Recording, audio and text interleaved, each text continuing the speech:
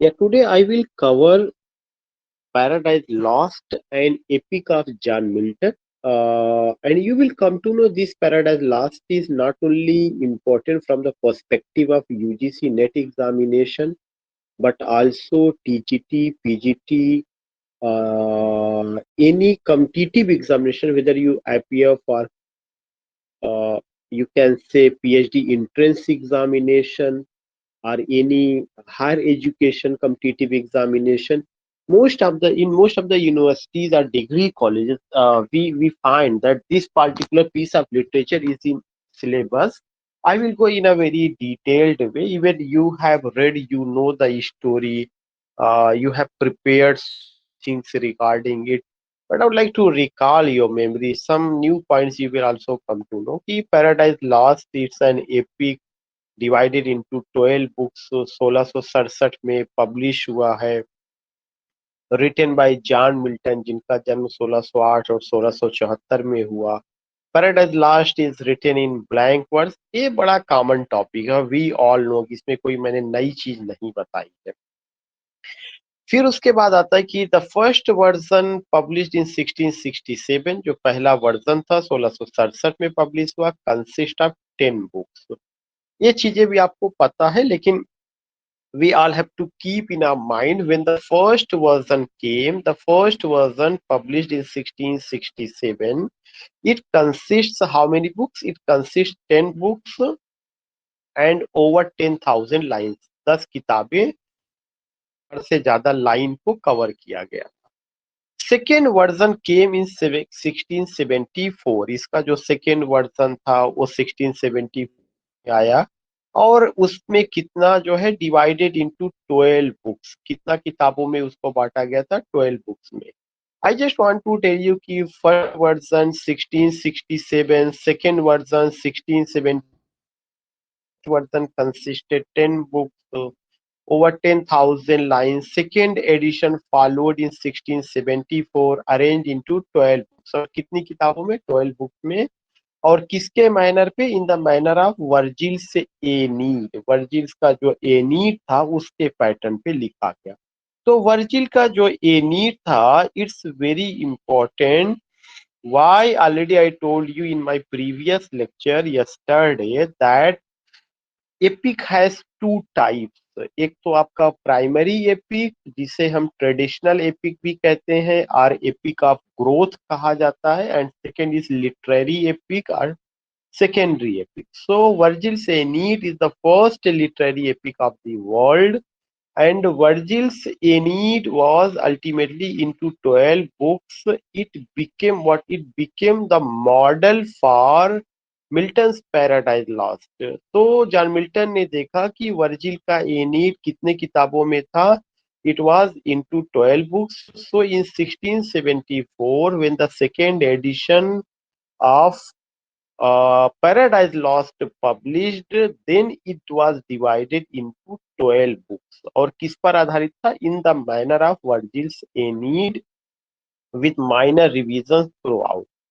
Second important point, it is considered to be Milton's masterpiece। बहुत common सा question है, but it was not the favorite text of Milton। The favorite text of Milton was Paradise Regained। Even it is considered to be Milton's masterpiece। One more point I would like to add here, कि when I talk about Virgil's Aeneid, Virgil's Aeneid, though it was Virgil was a Latin poet, it was written in Virgil was a Roman poet written in Latin and but translated into English in 1540 by Henry Howard earl of Surrey. Book second and four in blank words. ये सब चीजें मैंने previous lecture में भी बता चुके थे कि कैसे उसका आया, तो वो चीजें बार बार आ रही है। एंड व्हाट, रिमेंबर दैट कि the first literary epic of the world, the credit goes to whom? The credit goes to Virgil and his creativity any. But now we are talking about Paradise Lost. The poem जो Paradise Lost है, ये किसका बारे में है? Its theme is the biblical theme। Yeah, the story has been taken from the Bible, or the characters, story, and you can say ki whatever has been narrated or told in this masterpiece that is based on the Bible. The ultimate source is the Bible. The story has been taken, characters have been taken, but what is the theme? The theme is the fall of man. One thing is very important ki it's not about any king, it's not about any queen, but it's about human race. And it tells the falling of the earliest forefathers of human being, Adam and Eve. Once they were living in heaven, but they disobeyed God by taking the taste of the forbidden fruit. God got angry and threw them to where? To the earth.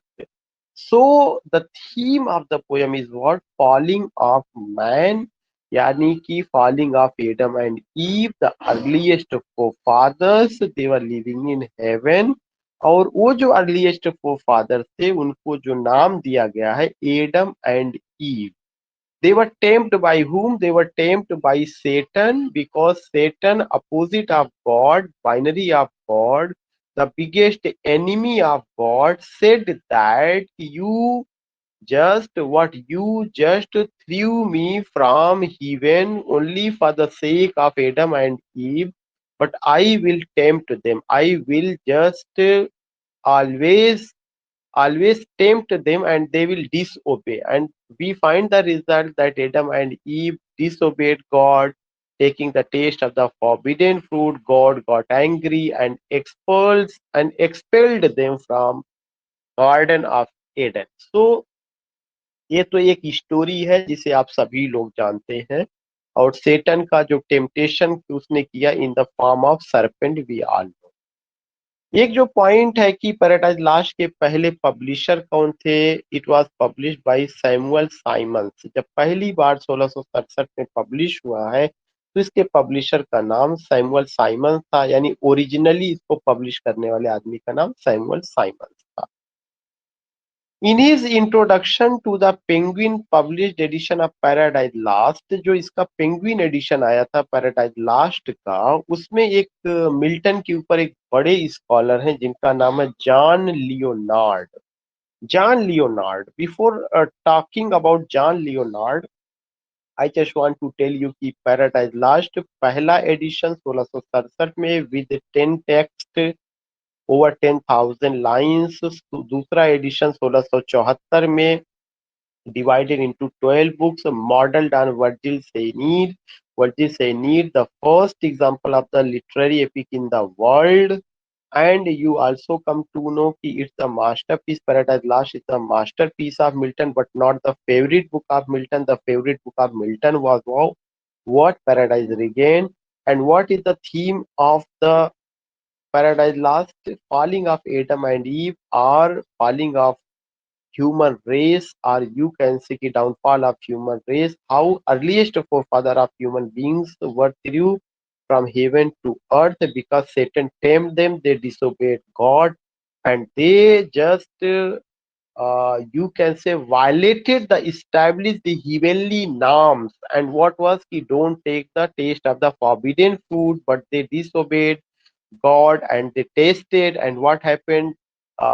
They were, before taking the taste of the forbidden fruit, they were the immortal creature. As they tasted, they turned into mortal creature, and mortal people don't have any room or place in heaven. This is why they were sent where they were sent to the earth. Now you find कि मैं ये बता रहा था कि जो उसका penguin addition आया, उस पेंगुइन एडिशन में जो एक क्रिटिक है जॉन लियोनार्ड, वो कहते हैं कि John Milton was nearly 60 when he published paradise last. John Milton लगभग लगभग 60 साल के हो चुके थे जब उन्होंने पैराडाइज लास्ट को 1667 में पब्लिश किया। द बायोग्राफर जॉन आबेरी, ये नाम आपके सामने कई बार आया है कि जॉन आबेरी बायोग्राफर हैं, जो 1626 में जिनका जन्म हुआ था, 1697 में उनकी डेथ हुई है। एक किसके बायोग्राफर हैं? जॉन मिल्टन के बायोग्राफर हैं। John Aubrey tells that the poem was began in about 1658। Poem 1658 ईस्वी में लिखना उन्होंने शुरू किया, ऑलमोस्ट 1663 में फिनिश कर दिया था। 1667 में पहला उसका वर्जन आया था। So these dates are also important. 1658, 1663, 1667, 1674, all these things. And the publisher जो ओरिजिनल था उसका मैंने आपको नाम बताया था, फिर से मैं दिखा दूं। उस पब्लिशर का नाम सैमुअल साइमंस था। I put it in circle, that is Samuel Simmons. Now you see कि ये तो सब इंफॉर्मेशन हो गया। You see the second point. I having gone blind in 1652, 1652 में मिल्टन अंधे हो गए थे। तब उसके बाद उन्होंने पैराडाइज लास्ट लिखा। जैसा पता चल रहा कि 58 में उन्होंने शुरू किया, 63 में उन्होंने कंप्लीट किया। तो सवाल ये उठता है कि उन्होंने कैसे लिखा होगा। तो certainly with the help of their daughter, his daughters, उन्होंने उसको लिखा था। फिर एक चीज आता है कि Milton road paradise last in 1667 entirely through dictation with the help of Emmanuensis. Amanuensis. That is the word. Amanuensis is what? Amanuensis एक तरह का आप कह सकते हैं कि it's a post, but the post refers to those people who are appointed to write what is dictated by the writer. आप जिसे आपके समय में कह सकते हैं लिपिक, clerk, secretary, all these things भी कम टू। जो अमान्यूनेस है, आई विल टेल यू कि इसका काफी इंपॉर्टेंट रहा है उस समय। आज भी इसका चीजें होती हैं। We find that in examination some handicapped people, some disabled people we find, and we find that they take the help, though they take the help of any person who come and they dictate. The disabled dictate, and the one who is the person who is with that disabled person who has been appointed to help him, yeah, one who writes what is dictated by the disabled person, that person who writes, that is known as amanuensis. That is known as amanuensis. So it's a post. I will tell you कि कैसे आया। तो Milton ने इसको अपने friends और अमान्यूनेस या daughters वगैरह की हेल्प्स के माध्यम से लिखा। Milton's previous work had been printed by Matthew Simmons. एक पब्लिशर थे पैराडाइज लास्ट से पहले। उनका जो वर्क पब्लिश हुआ पैराडाइज लास्ट से पहले, जैसे लिसिडास आया था, कॉमस आया था, आर्केड्स आया था, Il Penseroso, L'Allegro, ode on the morning of Christ nativity, या मिल्टन्स का जो पोयम का कलेक्शन था, उसका पब्लिशर जो थे वो कौन थे? मैथ्यू साइमंस थे। That was Matthew Simmons, who was favoured by radical writers. लेकिन उनकी डेथ 1654 में हो जाती है, और बाद में ये जो बिजनेस संभाला जाता है उनकी पत्नी मेरी साइमंस के द्वारा संभाला जाता है। Matthew Simmons and Mary Simon. लेकिन जो आपके पब्लिशर पैराडाइज लास्ट के थे वो, that was the Samuel Simmons. एक ही फैमिली के सारे लोग थे, Matthew Simmons, Mary Simmons, and you can say कि Matthew Simmons, Mary Simmons and Samuel Simmons. These are the names जो हमें ध्यान में रखना है कि इनका चीजें रही हैं। अभी मैंने एक वर्ड यूज किया था कि अमान्यूनेस जो शब्द है इस कहाँ से आया, इसका क्या मतलब होता है। And amanuensis, and amanuensis and amanuensis is a person. यह जो है किसी पर्सन को रिफर करता है, इम्प्लाइड टू राइट और टाइप, जिसको इम्प्लाई किया जाता है राइटिंग के लिए या टाइपिंग के लिए। व्हाट एंड अदर डिक्टेट्स, जो कोई दूसरा डिक्टेट करता है। If I am a writer, तो I am not able to write the thing because being disable या बीइंग ब्लाइंड या being handicapped, so I am not a normal one. So if I am physically disabled, I am not able to write, so I will appoint a person, he will write and I will dictate. So the person who writes, that is addressed as amanuensis, amanuensis or amanuensis. So one is dictating and one is writing. Or to copy what has been written by another, and also refers to a person who signs a document, या आज के समय में उस person को भी refer करता है जो जिसको उसने अपॉइंट किया और उसका सिग्नेचर वगैरह वो करता है on behalf of another, on behalf of another, under the latter's authority. The word came from Latin। करें, ये शब्द लैटिन भाषा का शब्द है जिसका मतलब होता है secretary. So amanuensis yeah, amanuensis. What is the word we come to know? Amanuensis. Amanuensis is a term, yeah, that refers to what? That refers to a person implied to write our type. Yeah, in modern era, या we can use the word secretary के लिए भी ये होता है, जिसको ये right दिया जाता है कि you can put my signature on behalf of the authority. He has given the right to put the signature. So we come to know amanuensis. John Milton का जो पैराडाइज लॉस्ट है उसका सिनॉप्सिस क्या है? सिनॉप्सिस इन द सेंस कि उसका story क्या है, थोड़ा सा उसके बारे में जान लेते हैं। मिल्टन स्टोरी है टू नैरेटिव आर्क्स। जो मिल्टन का स्टोरी है उसका two narrative arcs. I will define this term को, टू नैरेटिव आर्क्स क्या होता है। मतलब एक ही इसमें दो कहानियां साथ में चलती हैं। एक तो कहानी सेटन के बारे में है, जिसे ल्यूसीफर के भी नाम से जाना जाता है, और दूसरी कहानी एडम और ईव जो कैरेक्टर है उनको लेकर के। एडम और ईव गुड के प्रतीक है, सेटन इविल का प्रतीक है। तो ये जो दोनों कहानियां हैं, एक समय में आता है जब दोनों में क्या होता है, कंट्रास्ट होता है। दोनों में दोनों अच्छाई और बुराई के बीच लड़ाई होता है। कभी लगता है कि बुराई जीत रही, लेकिन लास्ट में अच्छाई जीत जाती है। It begins after Satan and the other fallen angels have been defeated and banished to hell. इसकी शुरुआत होती है जब सेटन और उनके सारे लोगों को डिफीट किया जाता है और उनको हेवन से निकाल करके हेल में भेज दिया जाता है। We come to know here.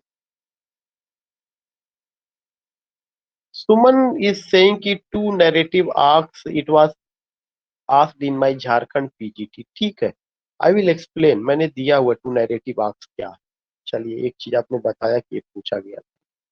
So here you come to know कि एक तो वी फाइंड की नैरेटिव आर्क्स, दो कहानियां इसमें चली हैं पैराडाइज लास्ट में। अगर कभी भी ये पूछा जाता है कि what are the two narrative arcs in in Paradise Lost, two narrative arcs refers that in Paradise Lost the two stories have been narrated simultaneously. One story is associated with Satan, Lucifer, who is the symbol of evil, and the other story deals with Adam and Eve, with the symbol of good, obedient of God, yeah, very near to God. So you come to it begins after Satan and the other fallen angels have been defeated and banished to hell. It is also called in the poem Tartarus. कह रहे हैं कि ये जो to narrative art है या जो कहानी बताई गई है, इस पार्टिकुलर चीज को और क्या नाम दिया गया है? टारटारस। टारटारस। It is also called in the poem Tartarus. There is another point that is what कि in Pandemonium, Pandemonium का भी जिक्र जो है पोयम में किया गया है। और Pandemonium क्या है? कैपिटल सिटी ऑफ हेल है। कैपिटल सिटी ऑफ हेल है जहां पर कि सेटन का घर है, सेटन का कैसल है जहां वो रहता है। That is the Pandemonium, capital city of hell. Satan employs his rhetorical skill to organise his followers. इसी जगह सेटन क्या करता है कि अपनी स्पीच देता है, रिटोरिकल स्पीच वो देता है। इस अब दिखाता है कि वो एक अच्छा स्पीकर, एक अच्छा लीडर है। और सारे फॉलेन एंजल को वह इकट्ठा करता है, अपनी सेना तैयार करता है। और उसका साथ जो देते हैं, कौन कौन लोग देते हैं? मम्मान देते हैं, बिल्जबब देते हैं, बिलायल देते हैं, कीमोस देते हैं, मोलोक देते हैं। So these are the characters who are with whom, who are with Satan, and Satan addresses them where in Pandemonium. Pandemonium is what? The capital city of hell. Synopsis में बताया गया कि at the end of the debate, जब debate खत्म होती है, Satan volunteers to corrupt the nearly created earth. Satan के volunteers हैं, वे रेडी हो जाते हैं कि वे न्यूली क्रिएटेड अर्थ को करप्ट करेंगे एंड गॉड्स का जो न्यू मटेरियल वर्ल्ड है and later the garden of Aden, उन सबको भी अचीव करेंगे या उनको युद्ध के लिए तैयार करेंगे। वो दोबारा गार्डन ऑफ ईडन में जो है प्रवेश करेंगे, जहां वे रहते थे, उनको वहां से निकाल दिया गया था। तो उसके volunteer they are ready after when Satan gives the final speech, या when he binds up his speech, all the followers of Satan, जैसा कि मैंने नाम बताया, Mammon, Beelzebub, Belial, Chemos, Moloch, they all are ready to give their beautiful company to Satan and they say that again we will make our entry into the Garden of Eden. We will be able to destroy the material created by God, that is earth, these things. तो इतना सारा चीजें कि good और bad के बीच लड़ाई झगड़ा और एक एंजेलिक वॉर भी होगा, उसका भी जिक्र मैंने किया हुआ है। अभी मैंने बताया था एक शब्द आया था नैरेटिव आर्क। नैरेटिव आर्क क्या है? स्टोरी आर्क, जो नैरेटिव आर्क होता है या एक story arc, also narrative arc के नाम से जाना जाता है, is the chronological construction of a plot in a novel और स्टोरी। किसी भी नॉवेल में, किसी भी स्टोरी में, नॉवेल या स्टोरी का मतलब कि जो नैरेटिव फॉर्म में होगा। इवन जो है आपका जो पैराडाइज लास्ट या जो एपिक होता है, it's a long narrative story. तो जो इसमें स्टोरी बताई जाती है, जब उस स्टोरी का क्रोनोलॉजिकल कंस्ट्रक्शन होता है, जब वह प्लॉट की शक्ल अख्तियार करता है इन अ नॉवेल और story, then that is what, then that is called narrative arc. यहाँ पर क्या शब्द आया था? Two narrative arc. Two narrative arc का मतलब दो कहानियां यहाँ पे नैरेट की गई है और दोनों साइमल्टेनियस है, simultaneously they are put together. तो एक अलग तरह की कहानी एडम की, ईव की चल रही है, एक दूसरी कहानी सेटन की चल रही, जो पैंडिमोनियम में अपने फॉलोअर्स को एड्रेस करता है। और फिर उसको कैसे लिंक किया जाता है कि सेटन just comes in the form of serpent and tempt Adam and Eve and say that he just take the taste of the forbidden fruit। तो उन दोनों को लिंकेज किया गया। Linking is very important. और chronological उसका presentation, that is very important. So narrative arc, a story arc, also narrative arc is the chronological construction of a plot in a novel or story. It can also mean an extended or continuing storyline in episodic storytelling media such as television, comic books। और इसको आज के हिसाब से जोड़ा गया कि जो कहानी आज जो है एपिसोडिक है, जैसे कोई धारावाहिक दिखाया जाता है तो उसके कई एपिसोड हैं कि 100 एपिसोड में दिखाया जाएगा, तो 100 एपिसोड में फर्स्ट में ये वो एक क्रोनोलॉजिकल ऑर्डर में प्रेजेंट किया जाता है। तो ये भी टेक्निक कहाँ से आई है? वही स्टोरी आर्क या नैरेटिव आर्क का हिस्सा है। तो ये बातें हमें ध्यान में रखना है कि नैरेटिव आर्क या स्टोरी आर्क क्या है? Chronological construction of a plot in a novel और स्टोरी। दैट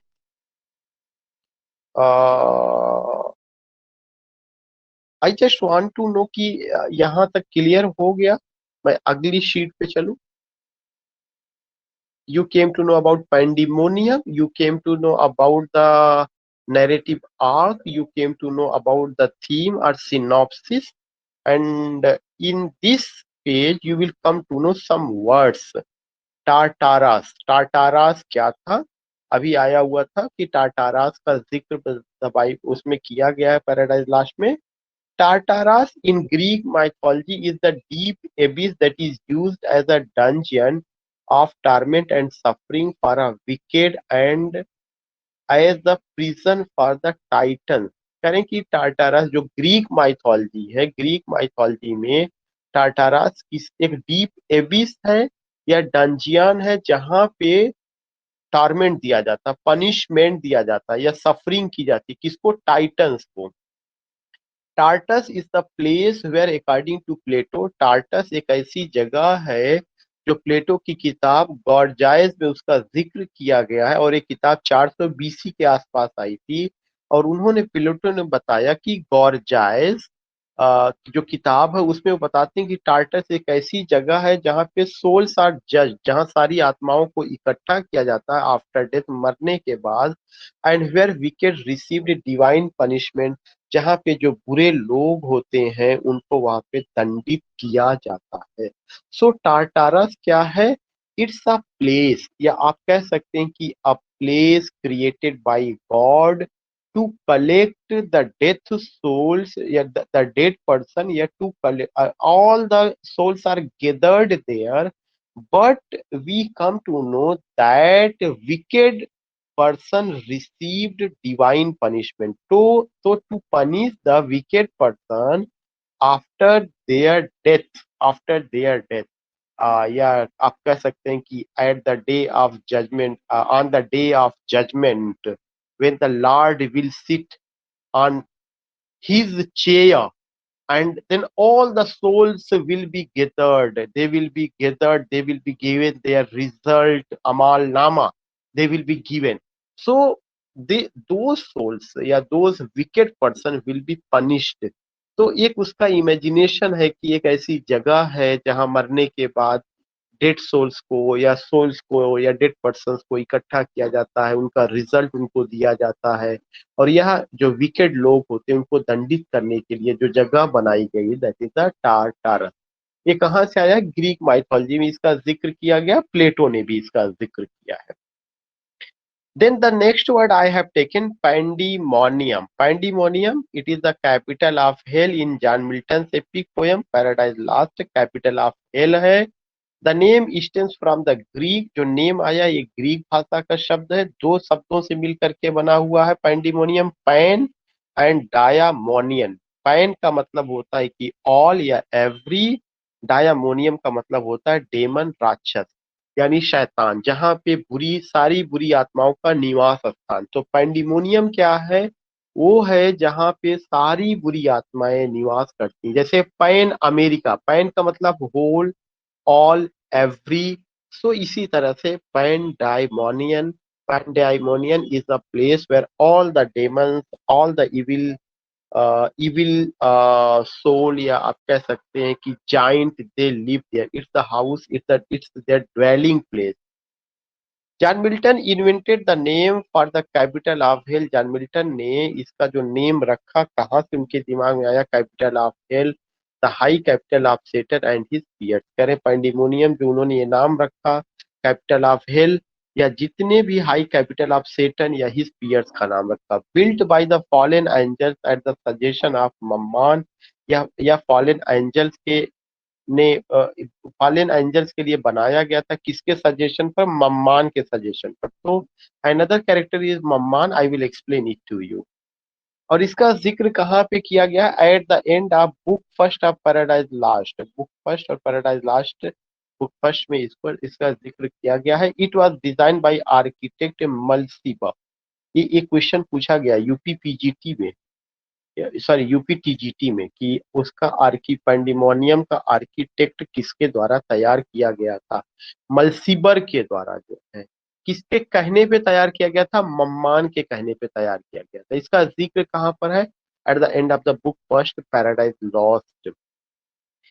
और जो मलसीबर है उसी का दूसरा नाम वल्कान भी है, VULCAN। Vulcan is another name of Mulciber. Vulcan जो है ये मलसीबर का दूसरा नाम है। Vulcan is another name of Mulciber, this is another name, VULCAN। Vulcan is another name of Mulciber. So ये क्लियर हो गया, कोई दिक्कत तो है नहीं इसमें जो है। So here we came to know about Mamman, Pandemonium, Vulcan, Mulciber, Tartarus, उसका जिक्र, all these things we came to. I think you got it. Now, who is Mamman? Mamman जो है in the New Testament of the Bible is commonly thought to mean money। करे मम्मान जो है Bible के new testament में उसको refer करता है, मनी को रिफर करता है, मटेरियल वेल्थ को रिफर करता है, or any entity that promises wealth, या किसी भी चीज से जिससे कि आप कह सकते हैं कि वेल्थ वगैरह का आदमी के अंदर जो कहते हैं ना लालच, भौतिक सुख की प्राप्ति या ज्यादा से ज्यादा भौतिक संसाधनों को इकट्ठा करने का जो लालच होता है वह मम्मान ही है। तो इसका भी जिक्र न्यू टेस्टामेंट में, इन the New Testament of the Bible is commonly thought to mean money, material, and material wealth, or any entity that promises wealth and is associated with the greedy pursuit of gain। मम्मान in Hebrew means money।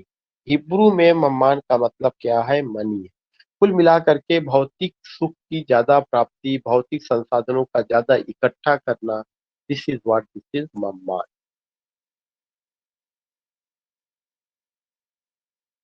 Prasoon is writing greedy term. Rajiv is saying मोह माया, या undoubtedly ये सब, और भारतीय दर्शन में तो बहुत अच्छे ढंग से इसका जिक्र किया गया। Now we find the next character Beelzebub, occasionally known as the Lord of Flies. Beelzebub को Lord of the Flies भी कहा जाता है। ये बहुत ही एक अच्छा, अगर आपको याद होगा, I think if I am not missing, कि विलियम गोल्डिंग का नॉवेल भी लॉर्ड ऑफ द फ्लाइज है, if I am not missing because University of Allahabad में जब 20th सेंचुरी चलता था, यस, गोल्डिंग। तो we come to know what कि लॉर्ड ऑफ द बिल्जबब जो है, जिसको हम लॉर्ड ऑफ द फ्लाइज के भी नाम से जानते हैं, is the name derived from फिलिस्तीन। या जो नाम है फिलिस्तीन से आया है, फिलिस्तीन गॉड के लिए आया है। फॉर्मरली वर्शिप्ड इन इकरान, जो कि इकरान में जिसका पूजा होता था, and later adopted by some Abrahamic religions as a major demon. और बाद में इसको जो है अब्राहमिक रिलीजन में एक मेजर डेमन के रूप में प्रेजेंट किया गया है। सो बिल्सबब जो है क्या है, ये लॉर्ड ऑफ द फ्लाइज है। और ये नाम कहाँ से आया है, फिलिस्तीन गॉड को रिफर करता है। बाद में अब्राहमिक रिलीजन में इसको एक डेमन की शक्ल दी गई है। Another word is what? The abyss. In the Bible, the abyss is an unfathomable, deep or boundless place. एबिस वो जगह है जो कि जहाँ पे शून्य नाम का चीज ही ना पता चले, वो कितना गहरा है या उसका लंबाई चौड़ाई गहराई कुछ भी हमें नहीं पता चलता। अनफेथमेबली डीप और बाउंडलेस प्लेस, जिसको कोई सीमा ना हो, जहां तक आपकी नजर जाए आपको लगे कि हाँ बस वही दुनिया है। This is, so abyss is a place in the Bible. The abyss is an unfathomably deep or boundless place. The term comes from the Greek word. ये term कहाँ से आया? Greek word abyssos से आया, meaning bottomless, जिसकी कोई bottom ना हो, unfathomable हो, boundless। तो एबिस का भी जिक्र किया गया है। कहाँ पे जिक्र किया गया? Paradise Lost. कि for what does it refer, की a place that is unfathomable, boundless place, that is abyss. Garden of Eden का भी जिक्र पैराडाइज लास्ट पे है। In Abrahamic religion the garden of Eden और garden of God, also called the terrestrial paradise, is the biblical paradise. It's the biblical paradise. और इसका दूसरा नाम क्या है? Terrestrial paradise. A beautiful garden where Adam and ewe were living, and they were living that time when they were immortal, when they didn't take the taste of the forbidden fruit. As they tasted it, God got angry and took it as the violating of his norms, and God got angry, threw them from heaven to earth. So garden of Eden, Eden garden Calcutta का stadium, उसी तर्ज पर greenery, beauty, natural sites, all these things. तो वो एक heavenly place का एक part है जहाँ पे वो रहते थे। एंजेलिक वार का भी जिक्र किया गया है। और एंजेलिक वार का थीम कहाँ से? New Testament, in the New Testament of the Christian Bible, the book of Revelation. उसका कौन सा book? The book of Revelation में describes a past war in heaven between angels. Angels और सेटन के बीच युद्ध हुआ था, लेकिन एंजल की टीम का जो नेतृत्व किया था, आर्च एंजल माइकल ने किया था। ये चीज जो है पूछा जा सकता है। Who led the army of God, yeah, who was the minister of God that led his army in the battlefield? Arch angel Michael ने गॉड की तरफ से नेतृत्व किया था against those led by the dragon. Dragon means जो devil, जो सेटन था, उसका अपनी सेना थी, उसने उसका रिप्रेजेंट किया था। और उसमें सेटन हार जाता है, was defeated and thrown down to the earth. और माइकल ने उसे डिफीट किया, आर्च एंजल है। This there is another name, Odysseus. Odysseus we all know कि ओडिसी ये क्या है? Odyssey is a, you can say कि epic, primary epic of Homer. उसमें एक कैरेक्टर है ओडिसी, और उसी उन्हीं ओडिसी का ही दूसरा नाम है यूलिसिस। तो in Greek and Roman mythology, Greek और रोमन माइथोलॉजी में Odysseus also known by the Latin variant Ulysses. Greek और रोमन माइथोलॉजी में जो ओडिसियस है उसी का लैटिन नाम यूलिसिस है। Is a legendary Greek king of Ithaca. वह जो है इथाका के लीजेंडरी किंग थे और उनका जिक्र होमर के एपिक ओडिसी में किया गया है और ओडिसी का नाम उन्हीं के नाम पर पड़ा है। वेदर यू से ओडिसी, वेदर यू से Ulysses, whether you even come to know you have read Arnold, not Arnold, Tennyson's का poem that was Ulysses, Trojan War, bravery of Ulysses to follow knowledge like a sinking star beyond the most bound of human thought. We all come to know it. And I think you got Key Garden of Eden, Angelic War, Odyssey. And today's last two terms I have discussed, Archangel Michael कौन है? The minister of angel who defeated Satan in war। अभी हम लोगों ने कहा हुआ था, बताया था। इसमें एक और नया पॉइंट मैंने जोड़ा है कि he called Jesus Christ King मसीहा। उन्होंने जीसस क्रिस्ट को जो टाइटल दिया था किंग मसीहा। द क्वेश्चन इज आस्क्ड कि who called Jesus Christ King मसीहा? Archangel Michael। सेटन के बारे में हम सारे लोगों को पता है। Satan formerly called Lucifer. Satan का दूसरा नाम ल्यूसीफर है। Is the first major character introduced in the poem. He is a tragic figure who famously called better to reign in heaven in hell rather than sir to in heaven. ये line कई बार पूछी जा चुकी है। ये उसका रिनेशा spirit को भी दिखाता है। बहुत सारी चीजें आप लोगों ने पढ़ा है। So I have done and I think you have enjoyed.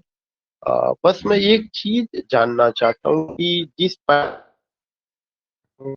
थोड़ा सा be able to cover the point to get your back तो नहीं होते या तो नहीं दिन से जहाँ मिल्टन चल रहा है। लेकिन you will come to know कि केवल मिल्टन नहीं चल रहा, उससे जुड़े हुए लिटरेचर से जुड़ी हुई बहुत छोटी छोटी चीजें और तमाम चीजें you are getting. So I what do you uh, how do you think, do you want to can you say कि do you want any change या इसी पैटर्न पे हमें डिस्कस करते रहना चाहिए?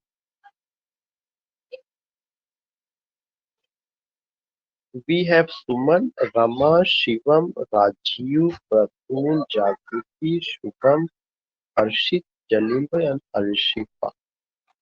Uh, yes, Prasoon is responding, thank you. Suman का कहना है कि yes सर यही ठीक है। It's really helpful sir, but please continue, the world literature is possible. Okay, okay. I will take another session. I will try whether हफ्ते में चाहे 2 ही दिन करें। मैं जागृति की को से सहमत हूँ कि मुझे वर्ल्ड लिटरेचर भी, ऑस्ट्रेलियन लिटरेचर को भी मैं कवर करूंगा। ब्रिटिश तो चल रहा है। Suman is very interesting and Manisha, thank you. तो thanks to all of you for joining this session. Thanks for leaving the beautiful comment. And I will try my best to do whatever I have. And I will follow the suggestion of Jagruti ki I have to take another session that is related to world literature. उसे भी मैं cover करूंगा, उसको भी मैं लेकर के चलूंगा। Anyhow, I will try. Thank Harshit, thanks Rajiv and Shivam, Jagriti, Prasoon. Thanks everyone. Thanks.